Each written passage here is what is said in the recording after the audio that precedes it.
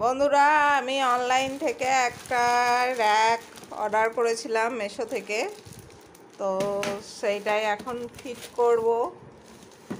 তোমাদেরকে দেখাচ্ছি যে এই র্যাকটা কি করে ফিট করব। ধরে থাকবো, শুধু এমনি ধরে থাকবো, আর কিছু করবো না। না, দেখা যাচ্ছে তো এগুলো? হ্যাঁ হ্যাঁ। তো বন্ধুরা, এখন আমি এই জিনিসটাকে সেট করছি। এখানে এতগুলো ইয়ে দিয়েছে, স্ট্যান্ড দিয়েছে।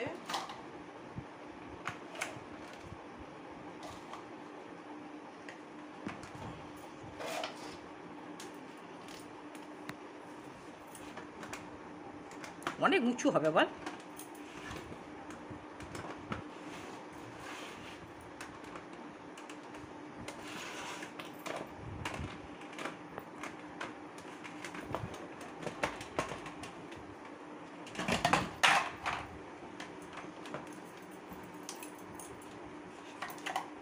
এবারে আলমারির কাগজটার জন্য করবি। হ্যাঁ,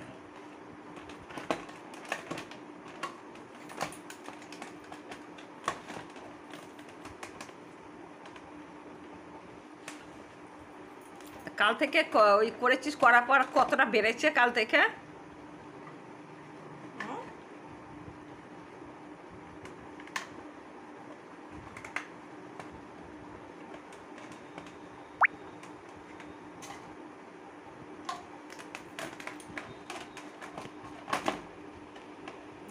এটা আবার সাইজ সব সমান আছে নাকি? তো বন্ধুরা, এখন মায়ের চুলটা কাটা হয়ে গেছে। এখন পুরো শর্ট ভিডিওতে দেখিয়েছি কাটার আগে কেমন ছিল আর কাটার পরে কেমন হয়েছে। আমার মায়ের চুল আগে এত লম্বা ছিল, কিন্তু এখন উঠতে উঠতে আর লম্বাটা নেই, ছোট হয়ে গিয়েছে। হ্যাঁ, কি হয়েছে? বাবা ঠাকুমা, তারপরে কাকা টাকা সব মনসা থানা মেলা দেখতে গেছে। আচ্ছা। দুপুরে দিয়ে আমার বাবার কাঠের উনুনে ভাত বসিয়েছে। দিয়ে ওখানকার একটা লোক এসে বলেছে, বাবার বন্ধুই হোক যাই হোক, এসে বলেছে কি রান্না করছিস? বলছে এই ভাত বসিয়েছি, এখন কিছু রান্না করিনি। তা বলছে ভাতে নুন দিয়েছিস? বাবা বলছে হ্যাঁ দিয়েছি। বাবা মনে করেছে যে ভাতে বোধহয় নুন দিতে হয়। নুন দিতে হয়।